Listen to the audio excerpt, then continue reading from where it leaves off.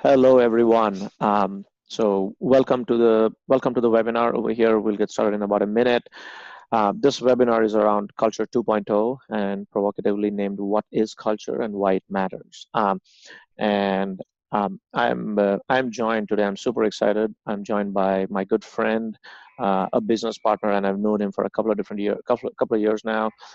Jamie Notter from WorkExo Solutions. It's a culture management firm that uses culture and analytics to drive innovate and drive innovation within using innovation to drive company growth. That's a mouthful. More importantly, he's been in the business for about 25 years, which is pretty interesting, and obviously he knows his stuff. And I know that he knows his stuff because he's written 2 books. So when people write books, they know what the hell they're talking about. So yeah, the 2 books are very very aptly named. When millennials take over and humanize. So he's been in the HR kind of workforce, workplace consulting kind of space for quite a while. And last but not the least, he has a master's in conflict resolution. So Jamie, welcome to the show. Oh, listen, thanks for having me. I'm excited to talk about culture. Okay, thank you so much. Quick note about ourselves. So I'm the founder here at QuestionPro. So we are a SaaS platform provider that allows people to collect insights. And we look at the business in we have 3 different product lines. The first one is for market research and consumer insights, where we allow people to understand what's going on in the future, trying to through market research and surveys, if you will. And the second piece of our business is customer experience, where we enable people to measure how their customers feel about them and think about them. And the third piece is employee engagement, and through our product line that's called Workforce, that helps companies understand what's going on with existing workforce, existing employees, and how they perceive them. So enough about us. Let's jump right into it. I'm very excited. This is the second part to our 3-part webinar series around culture. And culture is a huge topic, and frankly very important topic around around management and productivity. And this time we're going to talk about management and metrics. The last time both Jamie and I talked about just mapping your culture. I want to start this conversation off with asking Jamie, how do you define culture? What are your thoughts around when somebody says this is our culture? What does culture really mean? Can you help us understand that, Jamie? Sure. So yeah, we talked a little bit about this in the first part of the series, but I'll go over it again just because I think it helps to get everyone on the same page. Your culture is fundamentally about what is valued inside your organization. Like, what do we value here? What gets our attention? What gets our resources? What gets reinforced? And so it's basically all the words and the actions and behaviors and also tangible things like dress code and office space, et cetera, that make it clear to everyone internally, hey, here's what we value in this culture. What's valued is going to drive behavior. I think that's one of the reasons why we think it's so important. And again, in the last episode, we talked about, all right, well then how do you map that? Shared a little bit about the model that we've developed called the Workplace Genome that has these 8 culture markers, and we're going to talk more about that today. And I think we sort of established in the last one that okay, you got to understand culture, and you got to be able to map it clearly enough so that people understand, yeah, this is what our culture really is. Today, I want to take it a little bit to the next level and talk about, okay, what's culture management, and exactly what kind of metrics do you need to do culture management well. And so I've sort of a similar definition, or at least similarly structured definition for culture management than I do for my definition of culture.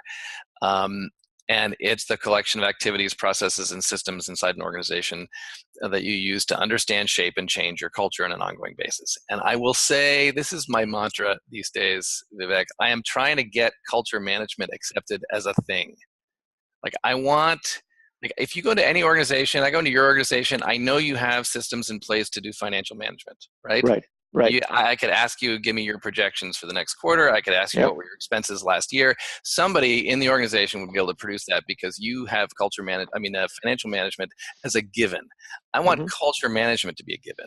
You should have systems Mm. and processes in place so that if I ask you what direction is your culture going in and how do you know, someone in there would be able to get you that answer.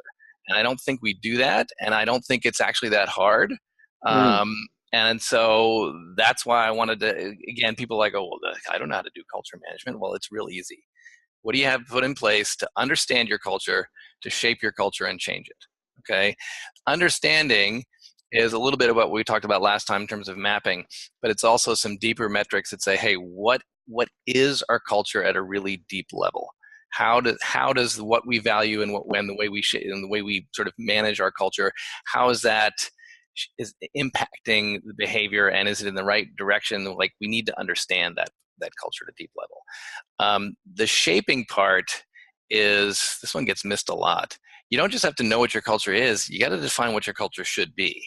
Mm-hmm. And that's where you shape it. And that's where you align what's valued in your culture with what actually makes you successful as an organization. And this is a little bit of an aside, but I tell you what, I go to management teams these days and I ask them, hey, what drives your success? What makes you really successful as an organization? You'd be surprised at how many can't answer that question. You'd think everyone would know this, but they don't. And if you can't align what drives your success, with what your culture is, then that's when you get the old phrase, actually, that I hate, that I hear all the time, that culture eats strategy for breakfast, right? Mm-hmm. And I get it. It's like if you say you want to go in one direction, but your culture won't let it, the culture usually wins.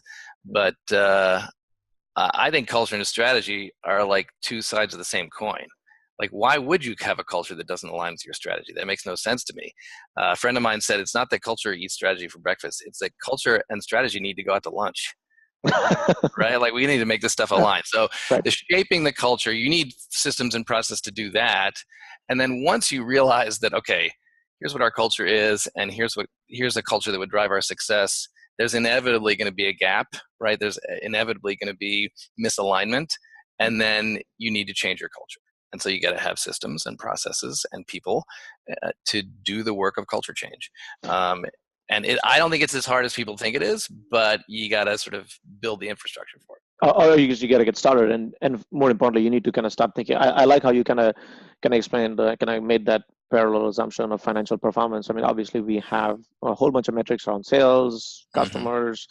We have a customer success program in play where we want to help our customers be successful. So we have people, systems, and processes to kind of make sure our customers are aligned and successful, and from technical support to operational support. And so we have put things in play, but I would say I'll be guilty myself, at least looking at QuestionPro internally and looking at it ourselves. And I don't think, at least we've looked at it from that perspective. So I mean, I think you definitely have a point over there in terms of, if we want culture to improve, there's got to be an investment in terms of managing whatever we want to improve.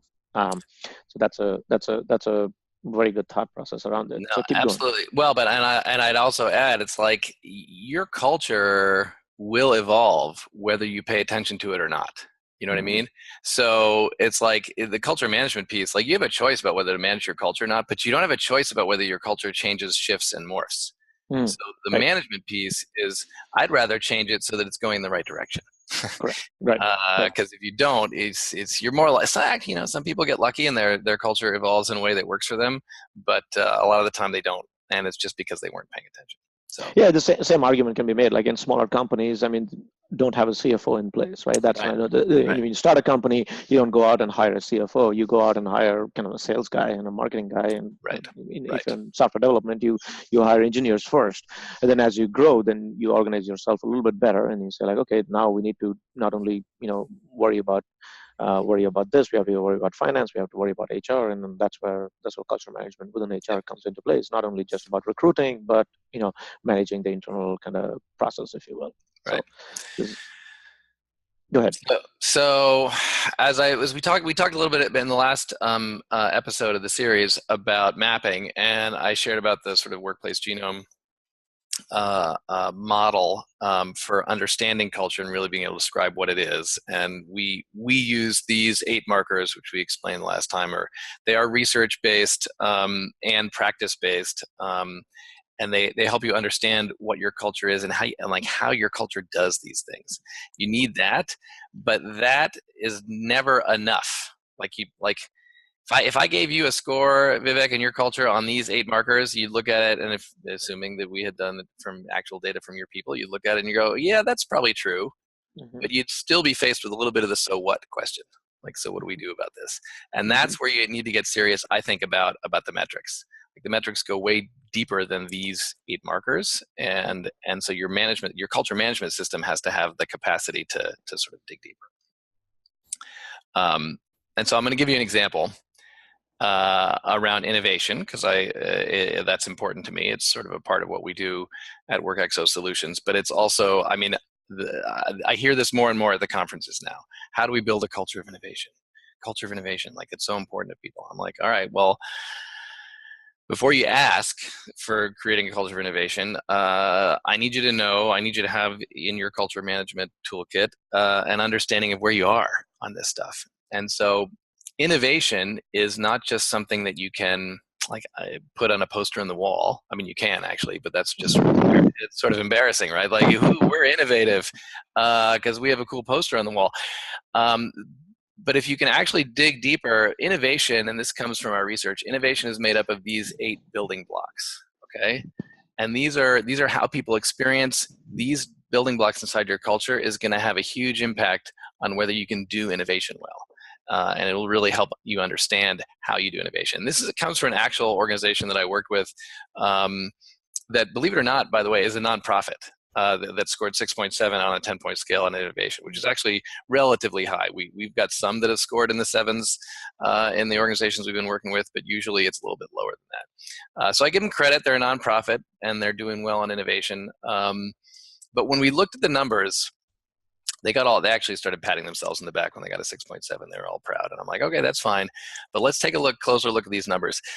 The building blocks that I like to call the conceptual side of innovation, like future focus, which they got a 7.5 on. Like, hey, in our organization, we're much more focused on the future than we are hanging on to the past. Great, you need that for innovation. Also, inspiration. We do inspirational stuff here. We're inspired by what our colleagues do. Creativity. We're allowed to be creative in our work. We value creativity here. Like, lovely.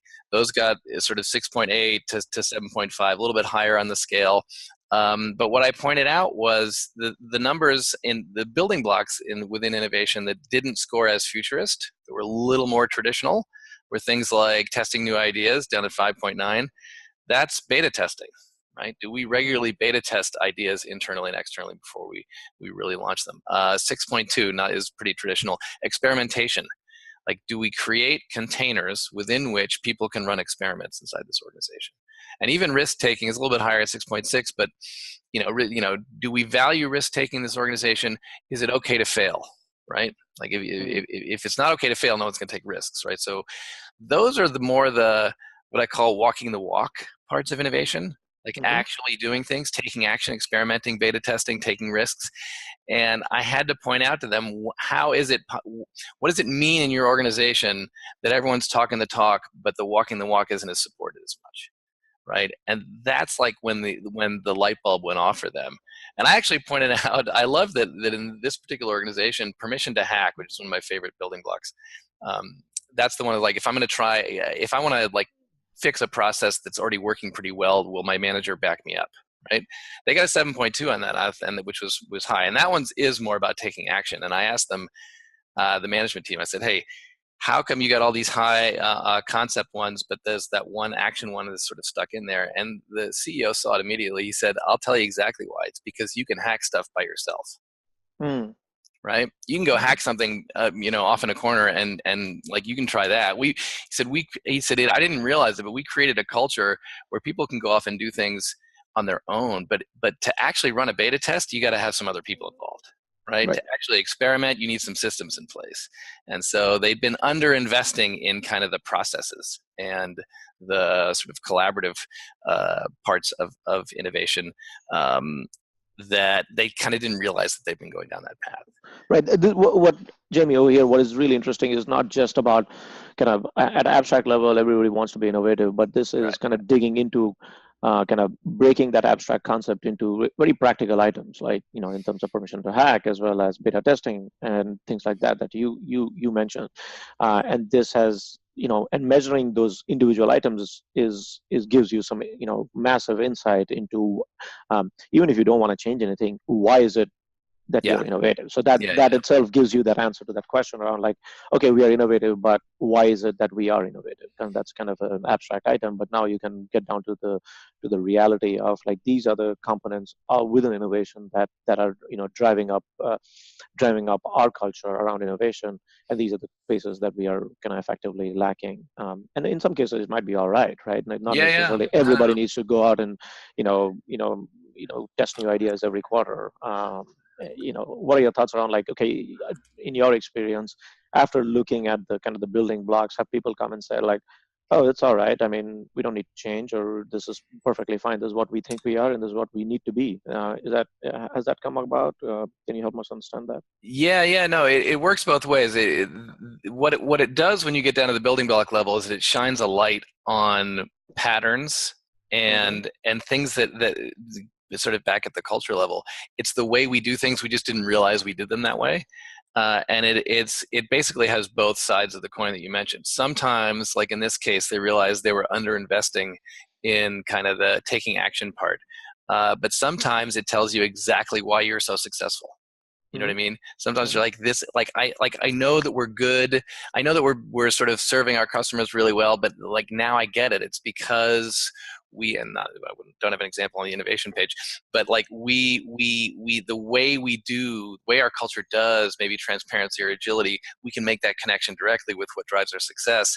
And like, I thought that was it, but this really reinforces it.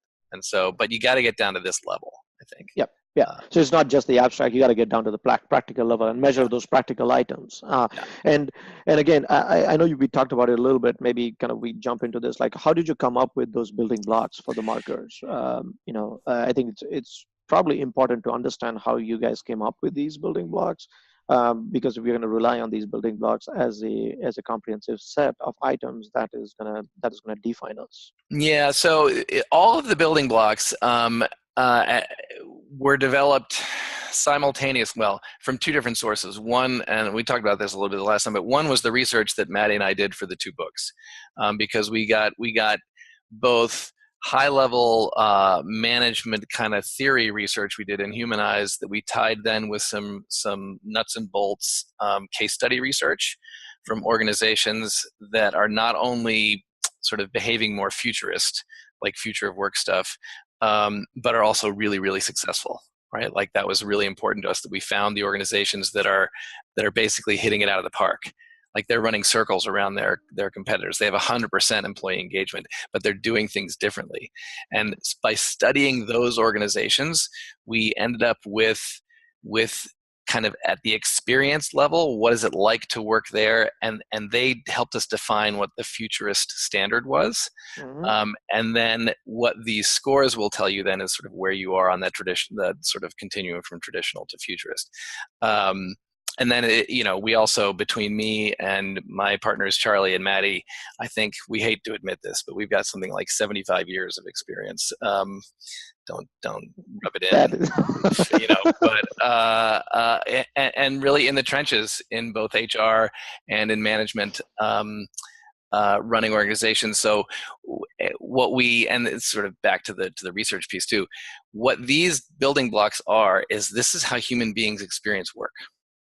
If you ask someone what's it like to work there, like they'll have one of their answers is going to be like is going to get at risk taking.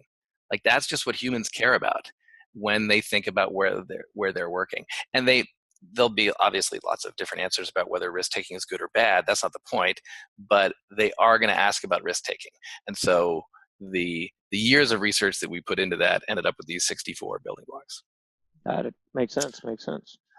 So let me quickly go because I love telling the innovation story and looking at the building blocks, but I also want to make a point that even when you understand at this level, this isn't enough, because looking at maybe risk taking or experimentation or beta testing, you have a score there for how your organization looks at it, but not everyone in your organization is going to be experiencing all those things exactly the same way. And so The other slicing of the data that you always have to do when you collect the metrics is how do our subgroups inside the organization experience the culture. And I put up a slide here just on sort of level in the organization. In this particular organization, the folks that don't manage anybody actually define the organization as pretty futurist compared to the other groups. It's that yellow line, which are the middle managers. They're the ones that are like, wow, this place is really traditional. And when you have a pattern like that, and I see this all the time, where the lines all follow sort of a similar path, but there's a gap between several of them, that's where you have some additional stuff to work on. Like, it's not just innovation. Like, if it's innovation and transparency and solutions and collaboration and agility, the managers are not experiencing, the middle managers are not experiencing what other people are experiencing. Why is that? Maybe it's just the nature of their role as middle managers, although I don't know that I buy that. But if there's something else that needs to be addressed, if that's causing friction in the system that we didn't even realize, again, you won't know that until you can see the data, unless your metrics have it. So culture metrics, I think, always have to have that sort of subgroup level as well. Right. So and I think that's hugely important. It's not just the whole company as a whole, but segments within the company, and that could be by, in this case, you obviously segment it by role, if you will. Yep. You can segment it by location. I mean, yep. Even I can speak for myself, like in terms of our culture within India. We have an operation in India, we have an operation in Mexico, as well as in the U.S.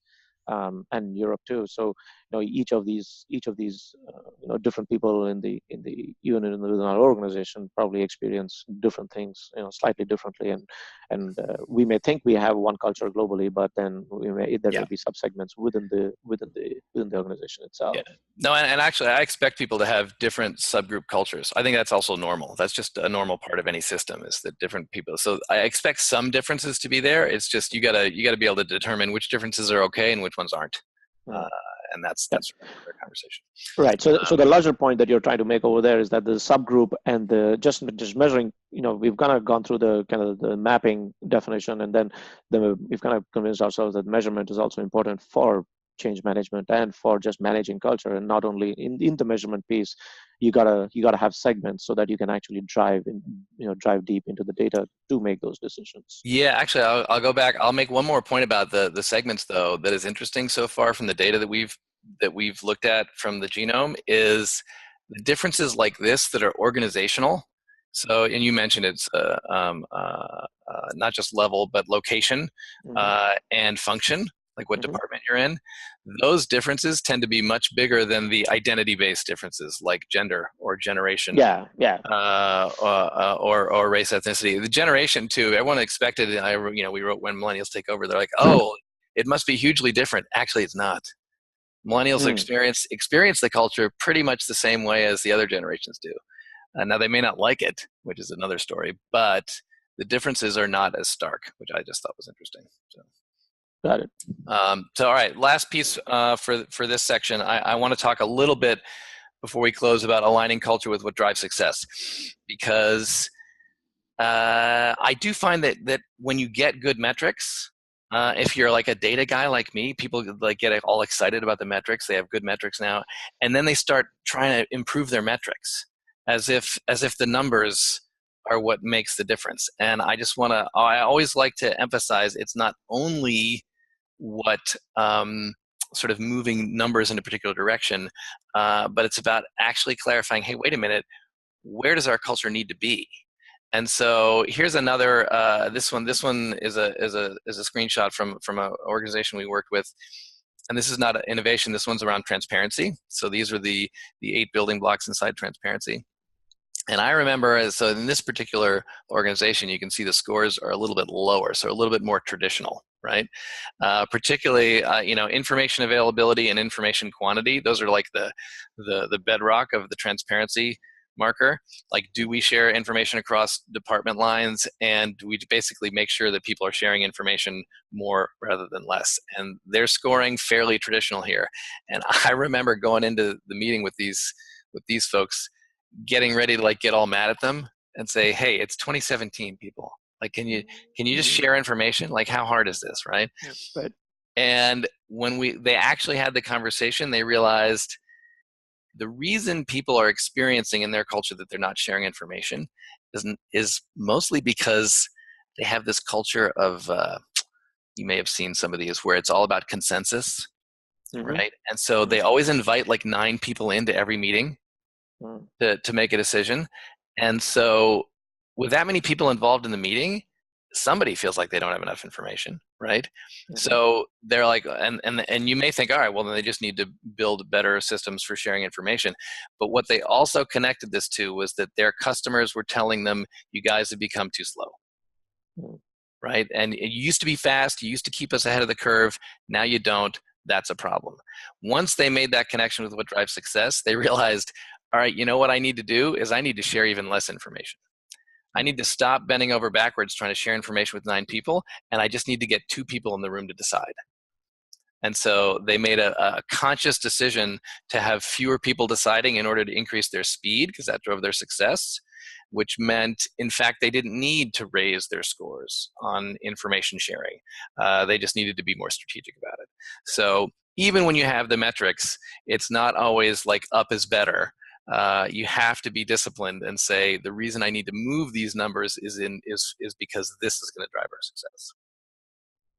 Got it. And so, interestingly, like, that is a more subjective exercise in terms of, mapping what drives success to each of those segments, right? Each of, like, does innovation drive success for, like, you've talked about this in the past one, but does innovation drive success for a nuclear power plant or a water utility company? And it's yes, they want to be innovative, but really, does that drive success for a water? And if it is, like, that's fine.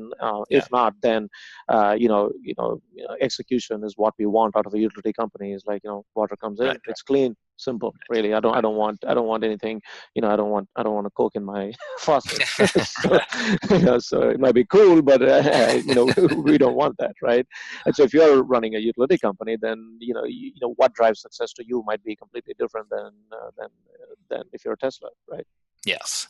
And so making it always is. This is really important, by the way. You have to have good metrics, but the metrics are always going to be paired with that subjective conversation, because that's just the reality. Your environment is unique, and your environment is changing so frequently that you got to have, not only in your culture management toolkit, the right metrics, but you got to have capacity for having those conversations really quickly and pulling out the insights. Because that's the only way you'll be able to keep up with the direction your culture needs to go in. Awesome. Thank you so much. This is great. Thank you so much. I think, Jamie, this has been, again, very refreshing. So we've kind of talked about mapping, then we've also talked about kind of diving deep into the metrics, and I learned something new around culture management, which I know you wanna create. You want to make it a thing. Yes. I think, I think as you describe it, like, if you want to improve something, if you want to focus on something, it has to be managed properly, and for that, metric systems and tools and processes need to be put in play. So now we've kind of learned a little bit more around this. Quick. Before we jump off, thank you again, Jamie. Before we jump off, a couple of housekeeping items. We have the hashtag in front of us, Culture WTF. We are using that hashtag for all kinds of Q&A. Jamie and I will be monitoring this on Twitter. So if you have any questions, if you have any comments, thoughts, suggestions, or if you even want to spar with us, that's fine too. Yes. So I think we all love a good, healthy debate around this. So please ping us on Twitter and on LinkedIn, wherever you want. We'll be monitoring all of them. And equally importantly, two other housekeeping items. Shamelessly, we are giving away our QuestionPro platform, the workforce platform, for free for everybody who's come to the webinar. You'll get an email around this. If you want to try us out, you can use it for free for 6 months. It's not a 15-day trial, because obviously none of this stuff happens within 15 days. But again, it's not free for your life either. So I'll be straight. And then the other thing that is free for life, which I co-opted Jamie to give out, is a copy of his book, Culture That Works, that he's published. Thank you so much, Jamie, for that, and for enlightening us. Thank you so much. We appreciate that. It was a lot of fun. All right. Thank you, everybody.